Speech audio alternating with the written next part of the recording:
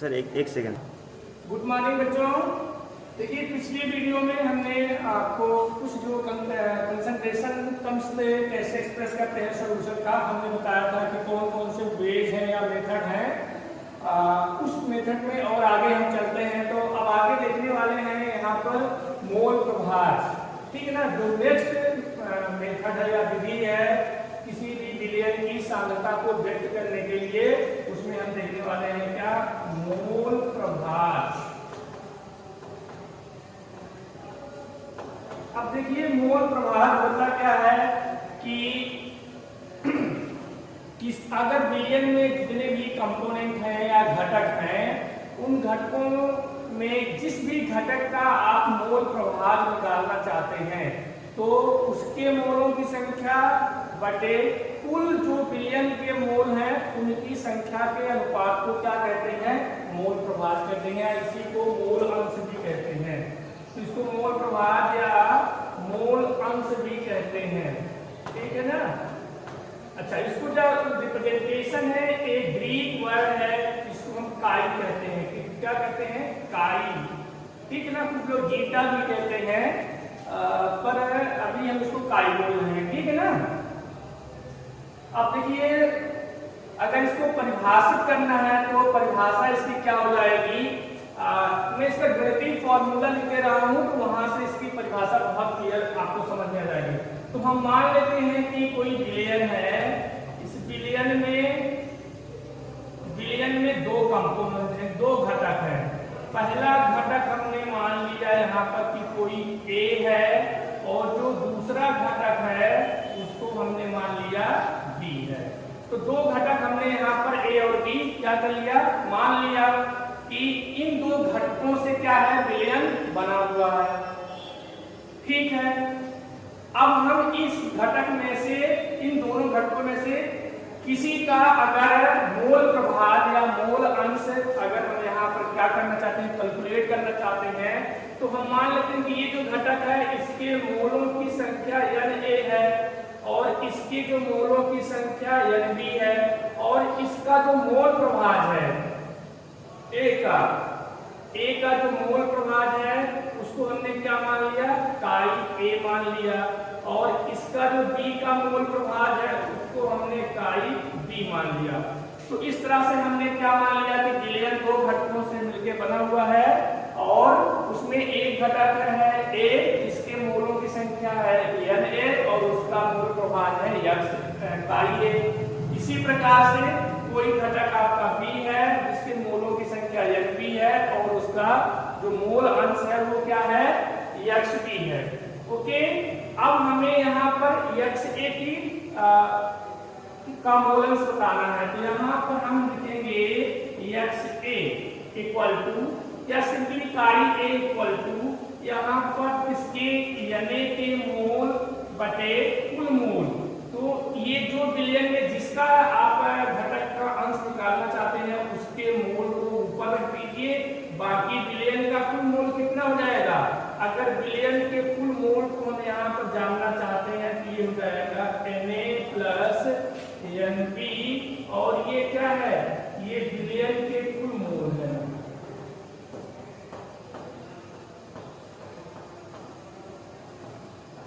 ठीक है। जो भी आपका बाइनरी विलयन है Na प्लस Nb उसके कुल मोल कितने जाएंगे दोनों जो घटक है या कंपोनेंट है उन दोनों घटकों के कुल मोलों का योग हो जाएगा। तो यहाँ पर हम इसको लिख देते हैं Na प्लस Nb। इस तरह से हमने इसको लिख लिया। ठीक है। तो ये हमने क्या है Xa के लिए बता दिया कि इसका जो मोल अंश होगा वो इस तरह से रिप्रेजेंट करेंगे और ऐसे हम B के लिए निकालें तो यहाँ पर क्या हो जाएगा Nb डिवाइड बाई यहाँ पर Na प्लस Nb हो जाएगा। ठीक है। इस तरह से हम किसी विलयन में अगर किसी का भाग बताना चाहते हैं कि उस विलयन में किसका कितना हिस्सा है उसको हम मोल प्रभाव के रूप में रिप्रेजेंट करते हैं। ठीक है। तो ये दो फार्मूले हैं और एक और अच्छी बात है यहाँ पर इंपॉर्टेंट क्या है कि जो Xa है यहाँ पर प्लस Xb इक्वल टू 1 हमेशा होता है। ठीक है ना। ये कैसे आएगा इसका प्रूफ है इसको इसकी जगह पर इसको रख दीजिए इसको यहाँ 1 के बराबर आ जाएगा। सो इस तरह से ये एक मेथड है जिसके द्वारा हम क्या है बिलियन की सांद्रता को क्या कर सकते हैं, माप सकते हैं। ठीक है, तो चलिए इसका अब आगे, हालांकि इसका जो उपयोग है वो कहाँ पर करते हैं अगर आपसे जाना जाए तो जैसे कोई बिलियन है, अगर इसके हम उपयोग की बात करते हैं कि इस विधि का उपयोग कहाँ पर किया जाए, तो इसका सबसे सिंपल तरीका ये है जानने का कि जैसे हमारा बिलियन है किससे मिलकर बना हुआ है, पानी है या कोई विलायक है, मान लेते हैं उसमें हमने पानी मान लिया, प्लस कोई गैस है। अगर इस तरह का बिलियन है तब ये इन दोनों घटकों से मिलकर जो बिलियन होगा तैयार होगा, उस बिलियन की अगर हमें सांद्रता पता करनी हो तो इस तरह से हम पता कर सकते हैं। इसके अलावा यहाँ पर आपका पानी है और कोई आपका यहाँ पर जैसे हमने मान लिया यूरिया है NH2CO अगर ऐसे कोई बिलियन है और उनकी सांद्रता हमें मापनी है तो भी हम क्या कर सकते हैं, इस का उपयोग करते हैं। ठीक है ना, ये हम राहुल सलामत और आगे देखेंगे, पर अभी तक के लिए ये जो सारी बात है हमें उम्मीद है कि आपको ये बातें समझ आई होंगी। बहुत आसान है, एक छोटा सा इससे एग्जाम्पल लेके करके आपको बताते हैं।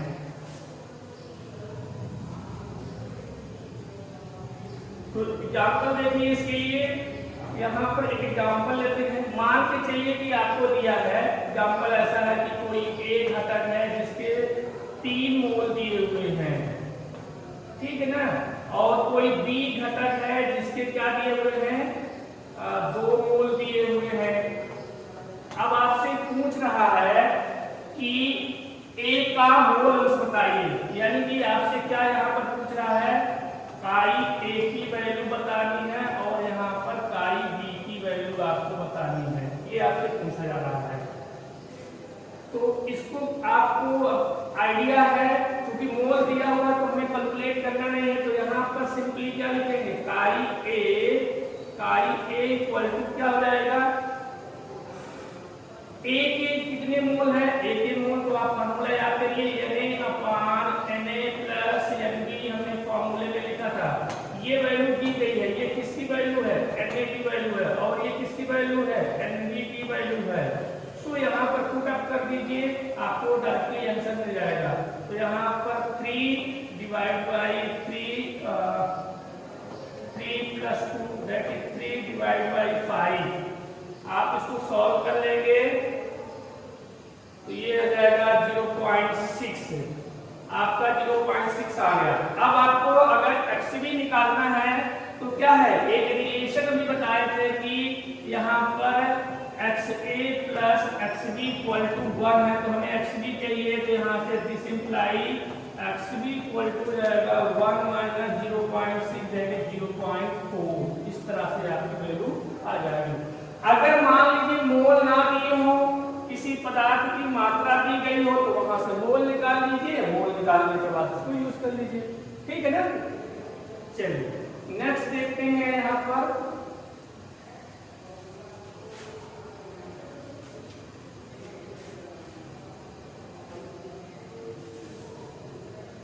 फिर यहाँ पर देख रहे हैं आगे मोलरता। अब ये मोलरता क्या है, इसको कैपिटल M से रिप्रेजेंट करते हैं। किससे रिप्रेजेंट करते हैं, कैपिटल M से। अब मोलरता क्या होती है, तो 1 लीटर बिलियन में दिए के कितने मोल घुले हुए हैं उसको किसमें व्यक्त करते हैं हम, मोलरता में। तो 1 लीटर बिलियन में या 1000 मिलीलीटर बिलियन में उपस्थित विलेय के मोलों की संख्या को क्या कहते हैं, मोलरता कहते हैं। तो ये इसकी परिभाषा है।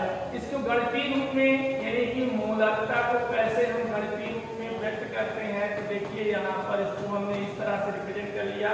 तो यहाँ पर क्या हो जाएगा, विलेय के मोलों की संख्या बटे बिलियन का आयतन, इसमें लीटर में, ये इसका बेसिक फॉर्मूला है। अब देखिए यहाँ पर अगर हमें पता करनी है तो हमें हमें दो चीजें यहाँ पर ध्यान रखना है। हमें यहाँ पर अगर विलेय के मोल पता हो जाए और हमें सॉल्यूशन का आयतन पता रहे तो हम मोलकता बड़ी आसानी से क्या करते हैं, कैलकुलेट कर लेते हैं। तो एक छोटा सा एग्जांपल लेके इसको देखते हैं। देखिए एग्जांपल में क्या है, मान लेते हैं हम यहाँ पर कि कोई विलेय है, ठीक है। तो जैसे मान लीजिए कोई विलेय है, उसका अगर हमें भार दिया हुआ है, सपोज कर लेते हैं कि कोई विलेय है। अब विलेय के तौर पर जैसे मान लीजिए हमने क्या ले लिया यहाँ पर, यूरिया ले लिया, ठीक है ना। क्या ले लिया यहाँ पर, यूरिया ले लिया। अब यूरिया का आपको कितना ग्राम दिया हुआ है, 30 ग्राम दिया हुआ है। क्या है, 30 ग्राम दिया हुआ है यूरिया। ये किसमें घुला हुआ है, अब आपसे बोल रहा है कि ये 500 मिलीलीटर जो है किसमें, पानी में घुला हुआ है। इस तरह से सवाल है। सवाल में क्या रहेगा कि 30 ग्राम यूरिया 500 मिलीलीटर पानी में घुला हुआ है, या 500 लीटर बिलियन में विलीन है। समझ लीजिए ये बिलियन में क्या है, विलीन है। तो आपसे पूछेगा कि उस बिलियन की मोलकता बताइए। तो कैसे बताएंगे, देखिए ये बिलियन का आयतन दिया हुआ है आपको। इसका आयतन दिया हुआ है 500 मिलीलीटर बिलियन, यानी कि कोई बिलियन है 500 मिलीलीटर का जिसमें 30 ग्राम यूरिया है। तो अब आपसे कह रहा है कि बताइए कि इस बिलियन की मोलकता क्या होगी। तो देखिए सिंपल सी बात है, यहाँ पर सिंपल सी बात क्या है कि हमें मोलकता कैलकुलेट करना है। सबसे पहले क्या चाहिए, हमें मोल चाहिए। किसके, विलेय के। तो विलेय क्या है, यहाँ पर यूरिया है, तो इसके मोल चाहिए हमें। इसका मोल कैसे निकाला जाए, इसका मोल निकालने का तरीका है। मोल कैसे निकालेंगे, यहाँ पर तो मोल आप यूरिया, तो यहाँ पर यूरिया के मोलों की संख्या, यूरिया के मोल निकालने के लिए क्या है, भार। तो 30 ग्राम दिया है बटे अनुभार। यूरिया का अनुभार कितना होता है, 60 होता है। तो यहाँ पर 60 हो गया। इसने हमको हमने काट दिया, तो ये 1/2 यानी 0.5 आ गया। इतना मोल आ गए इसके, 0.5 मोल आ गए। अब 0.5 मोल आ गए आपके, तो इस 0.5 मोल को यहाँ पर रख दीजिए। तो चलिए यहाँ पर इसको नोट कर लीजिए आपके बात, तो मैं आगे चल रहा हूँ, ठीक है ना। इसको हटा रहे हैं। तो अब देखिए है क्या कि हमने यूरिया के मोल निकाल लिए हैं, सीधे फॉर्मूले में रखते हैं। हमारा यूरिया का मोल कितना आया है, 0.5 आया है। और हमारा बिलियन का आयतन कितना दिया था, 500 मिलीलीटर। हमको चाहिए 1 लीटर, तो उसको क्या कहेंगे, 500 ml दिया हुआ है, तो उसको 1000 से भाग लगा दीजिए। तो किसमें कन्वर्ट हो जाएगा, लीटर में कन्वर्ट हो जाएगा। तो ये इतना लीटर हो गया। आप देखिए इसको जब सॉल्व करेंगे तो ये यहाँ से इससे ये कट जाएगा, ये यहाँ पर 2 टाइम्स हो जाएगा, और ये 2 को ऊपर ले जाइए तो ये कितना जाएगा, 1 मोलर। इसको इस तरह से लिखेंगे, या मोल पर लीटर, या आप इसको इस तरह से इसकी मोलरता लिखिए, या इसी को लिख सकते हैं आप, अथवा क्या करके लिख सकते हैं आप इसको, 1 मोल पर लीटर, ठीक है। तो इस तरह से आपकी इसकी इकाई हो गई। तो किसी भी बिलियन की मोलरता को व्यक्त करने का इस तरह से ये तरीका है। और इस पर आपको न्यूमेरिकल्स बहुत सारे मिलेंगे एनसीईआरटी में, तो आप सॉल्व करिए। जो ना आए तो क्लास में आके उसको डिस्कस कर सकते हैं हमसे। हाँ, नेक्स्ट जो यूनिट है सांद्रता को व्यक्त करने की, वो क्या है, मोलरता। क्या है जी, मोलरता। इसको स्मॉल एल से प्रदर्शित करते हैं। जब भी देखिए इसको हम एक्सप्रेस करेंगे तो यहाँ पर थोड़ा सा आपको ध्यान देना है, ठीक है ना। जल्दबाजी नहीं करिएगा, नहीं तो मोलरता और मोलरता में काफी गड़बड़ियां होती हैं। तो यहाँ पर मोलरता को हम किस प्रकार से एक्सप्रेस करते हैं, तो यहाँ पर देखिए इसको एक्सप्रेस करने का जो तरीका है मोलरता का, उसको हम किस प्रकार से करते हैं कि यहाँ पर विलेय के मोलों की संख्या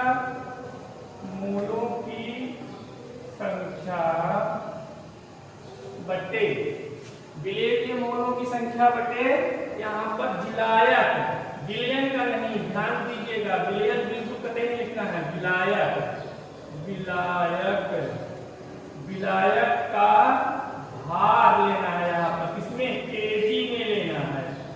तो जब भी मोलरता को हम व्यक्त करेंगे तो यहाँ पर विलेय के मोलों की संख्या या कितने विलेय के मोल भुले हुए हैं, कितने में, 1000 ग्राम विलायक में या 1 किलो विलायक में। तो यहाँ पर ये बड़ा इंपॉर्टेंट है, इसको ध्यान देके चलिएगा, विलेय मत लीजिएगा, यहाँ पर ये विलायक होगा, ठीक है।